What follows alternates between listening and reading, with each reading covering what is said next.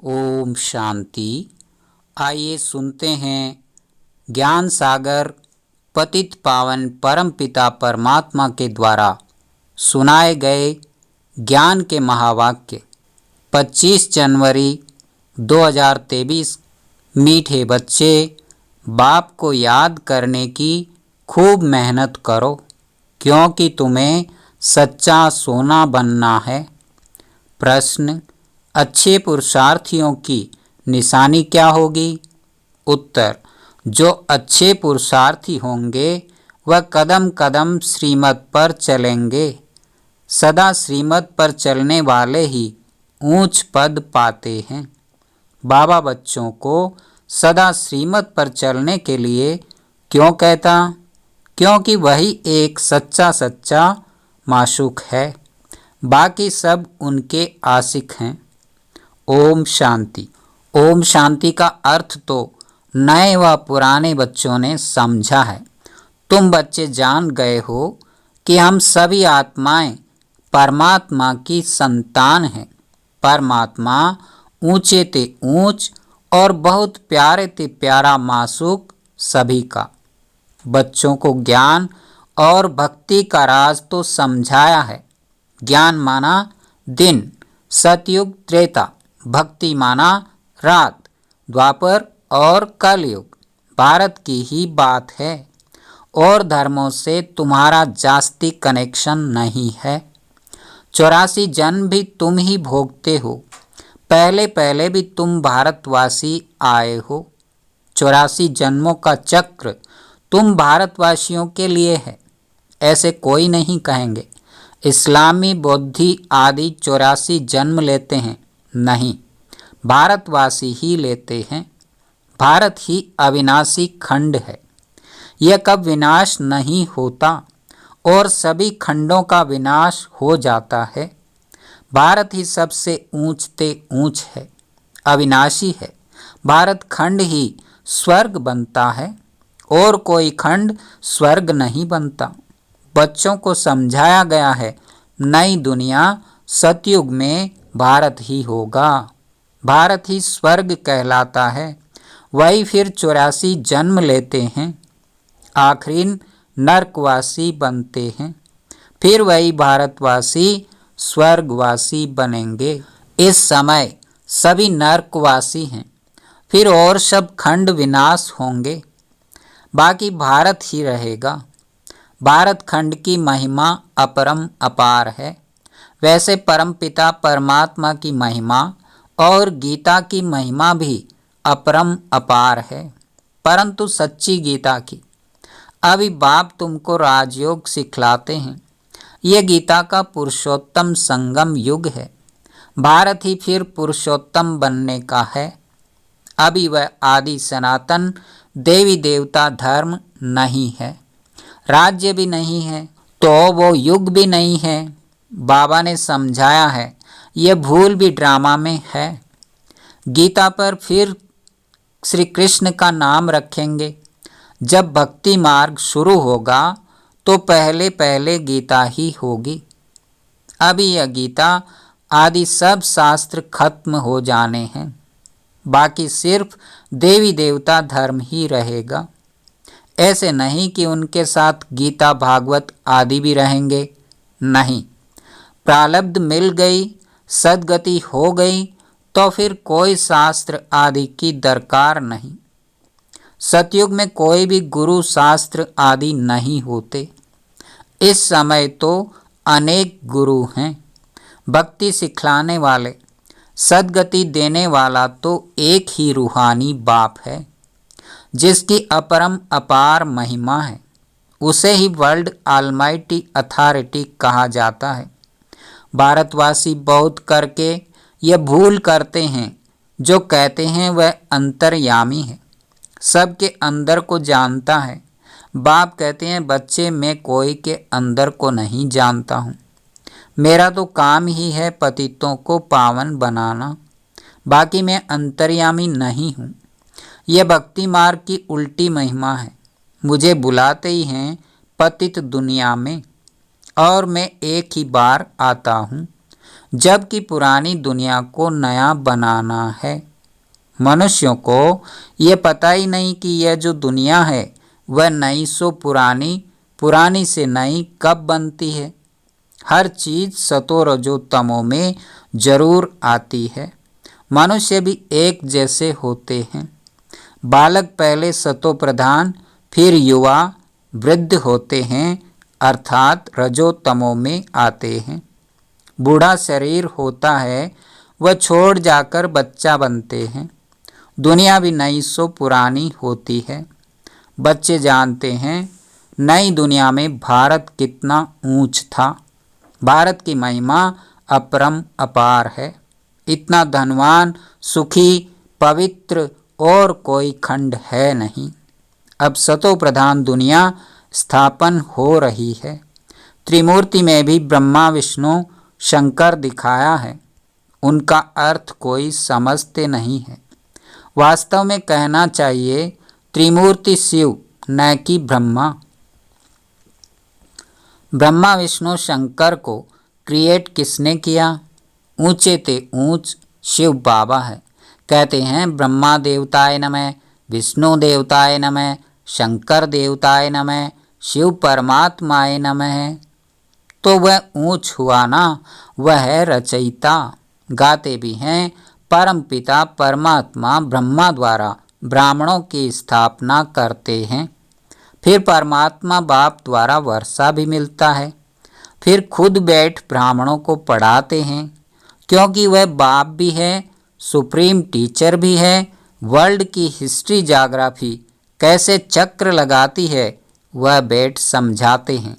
वही नॉलेजफुल है। बाकी ऐसे नहीं कि वह जानी जाननहार है। यह भी भूल है। भक्ति मार्ग में कोई बायोग्राफी ऑक्यूपेशन को नहीं जानते, तो यह जैसे गुड़ियों की पूजा हो जाती है। कलकत्ते में गुड़ियों की पूजा कितनी होती है, फिर उनकी पूजा कर खिला पिलाकर समुद्र में डुबो देते हैं। शिव बाबा मोस्ट बिलवेड हैं।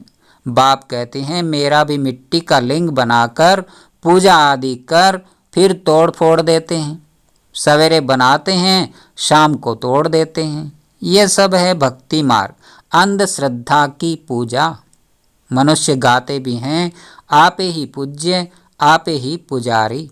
बाप कहते हैं मैं तो सदैव पूज्य हूँ। मैं तो आकर सिर्फ पतितों को पावन बनाता हूँ। 21 जन्मों के लिए राज्य भाग्य देता हूँ। भक्ति में है अल्पकाल का सुख, जिसको सन्यासी कागविष्टा समान सुख कहते हैं। सन्यासी घर बार छोड़ देते हैं, वह है हद का सन्यास। हठ योगी है ना, भगवान को तो जानते ही नहीं।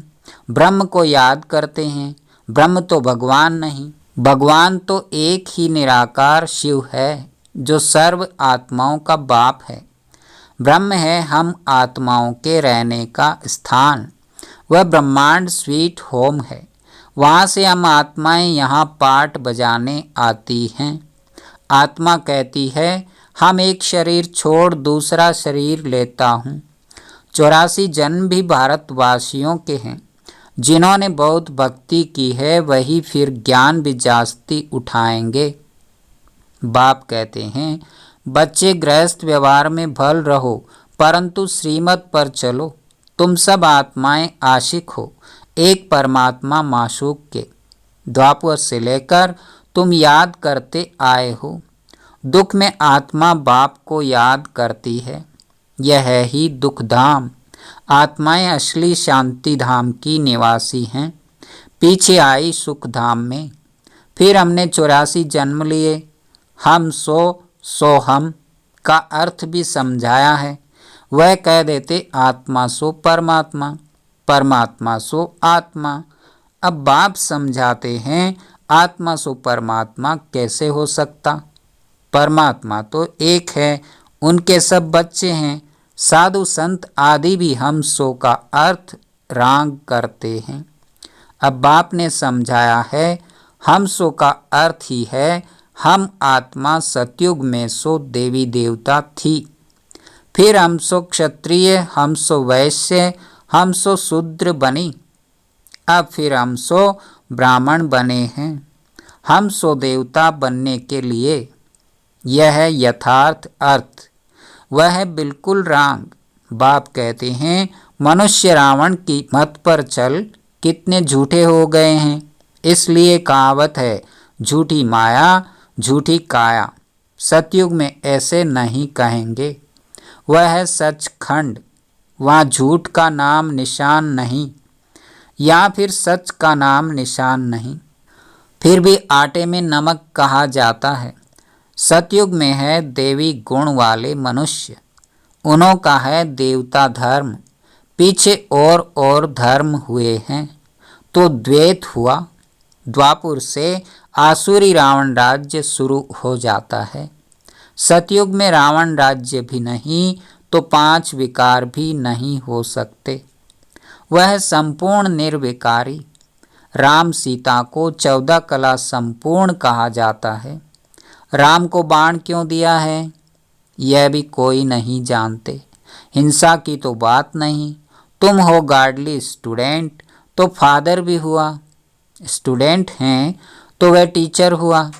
फिर तुम बच्चों को सद्गति दे स्वर्ग में ले जाते हैं तो सतगुरु हुआ। बाप टीचर गुरु तीनों ही हो गया। उनके तुम बच्चे बने हो तो तुमको कितनी खुशी होनी चाहिए। तुम बच्चे जानते हो अभी है रावण राज्य। रावण भारत का सबसे बड़ा दुश्मन है। यह नॉलेज भी तुम बच्चों को नॉलेजफुल बाप से मिली है। वह बाप ही ज्ञान का सागर आनंद का सागर है। ज्ञान सागर से तुम बादल भरकर फिर जाए वर्षा करते हो।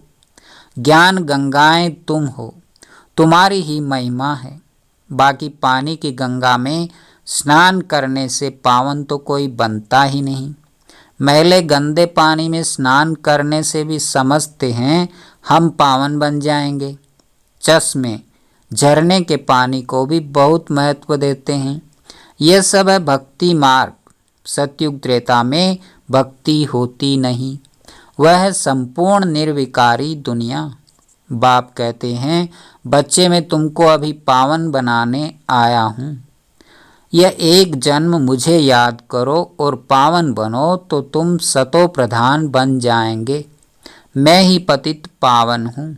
जितना हो सके याद की यात्रा को बढ़ाओ। मुख्य शिव बाबा कहना नहीं है। जैसे आशिक मासूक को याद करते हैं, एक बार देखा बस बुद्धि में उनकी याद रहेगी। भक्ति में जो जिसको याद करते जिसकी पूजा करते हैं उनका साक्षात्कार हो जाता है। परंतु वह सब है अल्पकाल के लिए। भक्ति से नीचे ही उतरते आए हैं। अब तो मौत सामने खड़ा है। हाय हाय के बाद ही जय जयकार होनी है। भारत में ही रक्त की नदियां बहनी हैं। अब सब तमो प्रधान बन गए हैं। फिर सबको सतो प्रधान बनना है। परंतु बनेंगे वही जो कल्प पहले देवता बने होंगे। वही आकर बाप से पूरा वर्षा लेंगे। अगर भक्ति कम की होगी तो ज्ञान भी पूरा नहीं उठाएंगे। फिर प्रजा में नंबरवार पद पाएंगे। अच्छे पुरुषार्थी कदम कदम श्रीमत पर चल अच्छा पद पाएंगे। मैनर्स भी अच्छे चाहिए। देवी गुण भी धारण करने हैं। वह फिर 21 जन्म चलेंगे। अब हैं सबके आसुरी गुण, क्योंकि पतित दुनिया है ना। तुम बच्चों को वर्ल्ड की हिस्ट्री ज्योग्राफी भी समझाई गई है। इस समय बाप कहते हैं बच्चे याद की बहुत मेहनत करो तो तुम सच्चा सोना बन जाएंगे। सतयुग है गोल्डन एज, सच्चा सोना। फिर त्रेता में चांदी की अलाई पड़ती है तो कलाएं कम होती जाती हैं। अब तो कोई कला नहीं है। जब ऐसी हालत हो जाती है तब बाप आते हैं। यह भी ड्रामा में नूंद है। तुम एक्टर्स हो ना, तुम जानते हो हम यहाँ पाठ बजाने आए हैं। पाठधारी अगर ड्रामा के आदि मध्य अंत को न जाने तो उनको बेसमझ कहा जाता है। बेहद का बाप कहते हैं, सभी कितना बेसमझ बन गए हैं। अब मैं तुमको समझदार हीरे जैसा बनाता हूँ। फिर रावण आकर कोड़ी जैसा बनाते हैं। अब इस पुरानी दुनिया का विनाश होना है। सबको मच्छरों सदृश ले जाता हूँ। तुम्हारी एम ऑब्जेक्ट सामने खड़ी है। ऐसा बनना है, तब तुम स्वर्गवासी बनेंगे। तुम बीके यह पुरुषार्थ कर रहे हो, परंतु मनुष्यों की बुद्धि तमो प्रधान होने कारण यह भी समझते नहीं कि इतने सब बीके हैं तो जरूर प्रजापिता ब्रह्मा भी होगा। ब्राह्मण है चोटी। ब्राह्मण फिर देवता। चित्रों में ब्राह्मणों को, शिव को गुम कर दिया है। ब्राह्मण अब भारत को स्वर्ग बना रहे हैं। अच्छा, मीठे मीठे सिकी लदे बच्चों प्रति मात पिता बाप दादा का नंबरवार पुरुषार्थ अनुसार याद प्यार और गुड मॉर्निंग। रूहानी बाप की रूहानी बच्चों को नमस्ते। धारणा के लिए मुख्य सार। पहला नंबर, ज्ञान सागर से बादल भर ज्ञान वर्षा करनी है। जितना हो सके याद की यात्रा को भी बढ़ाना है। याद से ही सच्चा सोना बनना है। श्रीमत पर चल अच्छे मैनर्स और देवी गुण धारण करने हैं। सचखंड में चलने के लिए बहुत बहुत सच्चा बनना है। वरदान, विशेषता देखने का चश्मा पहन संबंध संपर्क में आने वाले विश्व परिवर्तक भव। एक दो के साथ संबंध व संपर्क में आते हर एक की विशेषता को देखो। विशेषता देखने की ही दृष्टि धारण करो। जैसे आजकल का फैशन और मजबूरी चश्मे की है, तो विशेषता देखने वाला चश्मा पहनो। दूसरा कुछ दिखाई ही न दे।